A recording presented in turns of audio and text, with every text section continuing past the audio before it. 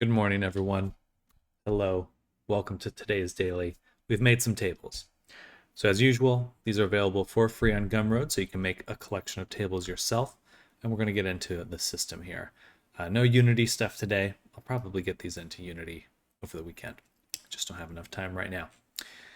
Okay, so this one, I wanted to get back into kind of a little more item generation, prop generation, and I thought this would be a simple task. Not as simple as I thought, but we have some fun features. So, just to give you the visceral understanding, in here, in each of these objects is just a simple solid shape. So we have a cylinder here, we've got a small cube here, and then the rest are basically just cubes. These are the primitive shapes. And if we take them, let's take this one as an example, we can go ahead and begin to edit it. So say we needed, a very long or large table, or maybe even something with kind of an odd shape, we can go ahead and begin to play around with this and really just to our heart's content make something that looks cool and interesting. See that it kind of flipped there. Not exactly sure how to solve that, but I've created a workaround where you can just kind of click it to solve it. But as you can see, we can make tons and tons of table variations, and we can always add more legs if we need, all that jazz. All of this is just going to be extremely useful. I'm imagining like making a vampire mansion or something, and you can have a lot of tables, a lot of variety of tables. We can swap out the legs pretty easily, so you can see that this table has different legs, kind of this peg, while this one has a kind of this more classic Gothic arch. We can also control the profile. So these profile curves here, this one controls the one on the table, and then this other one controls the other tables here. But this allows us to very easily and quickly just block out different table shapes.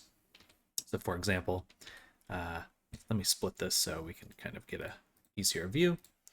We're looking at this table here, and I was looking at my profile over here. You can see that as I change it, we're getting a nice little update. So I could do something like, I don't know, put in two edges here.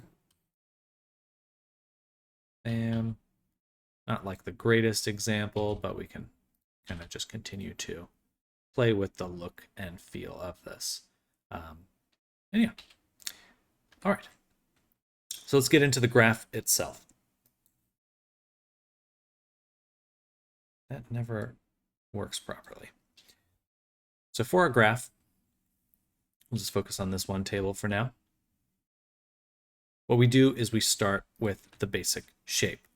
And right off the bat, what we want to do is separate the top. So using this node here, this normal selection, I take the top face, pop it off, and the top face goes on to become that profile that we discussed, but we're going to look at the legs first. So what we do next is I also delete the bottom of that cube using the same normal select, but the other direction. And then what we do here is delete everything but the edges. So as long as you're using simple shapes, no loops around the middle section, the kind of the curvature on the sides, you will be able to extract the legs, and then you can instance on those legs, on those edges, legs. And then I'm rotating them, so we sample the normals of our initial object here. So we get the normals from the edges, and we go, hey, what direction are you facing? Or sorry, the points. So we sample the nearest point, get that normal. We can ignore this one. And voila, we now have aligned legs like so. And then they just go on to get joined back into the main loop there. Let's actually take this whole thing and we'll get a little organized there. Okay, now let's go the other direction, see what's going on. So the first thing we do is we have the option to subdivide. On my cylindrical table here, I'm utilizing that. So we extract the shape, and then we can subdivide it. So here, I'm going to subdivide it one more time, get a nice even curve. And then Continuing up, we actually delete everything but that boundary and then do a mesh to curve. So now this profile, edge profile has become a curve, and then we're doing a curve to mesh node. And this is using the little mesh profile that I made. I'm not sure if it's best to use meshes for that.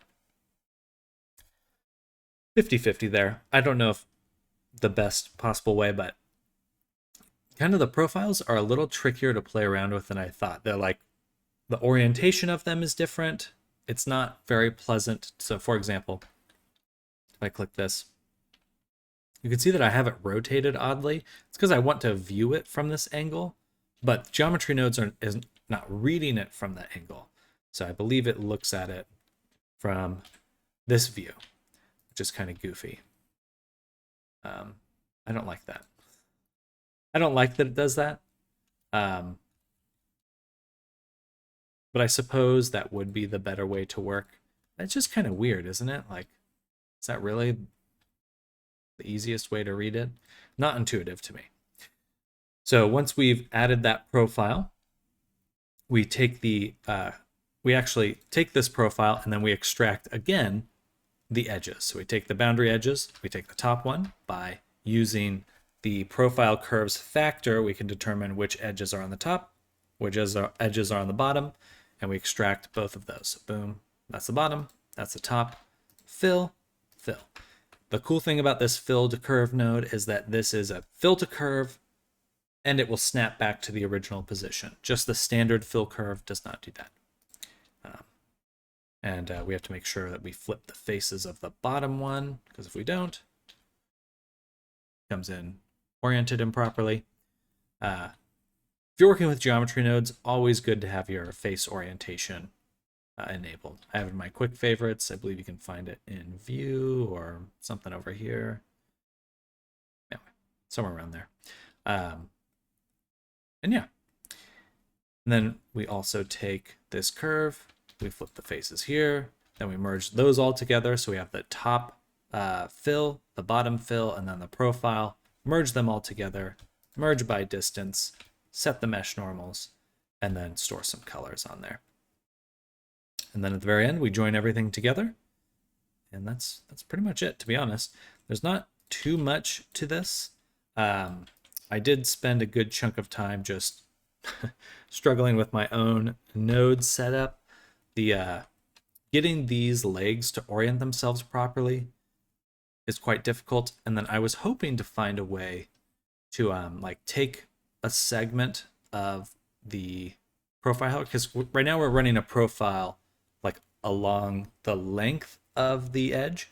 I would also love to be able to adjust that profile like vertically along this, or even like kind of distort it. So if we had an edge here, we could do some fancy kind of shapes like that on the edges, but I have yet to figure that out. So hopefully I will. But determining the direction that the curve should move away from, challenging. Quite challenging, to be honest. And I just thought of how to do it. Okay. Yeah, it's actually not too bad. Well, maybe tomorrow or the next video, I'll do it then. But for now, those are my tables. Thank you for taking a look. Again, this will be available for download on Gumroad. And eventually I'll be getting these assets into VRChat. Not today. Thank you for your time. See you in the next video. Bye.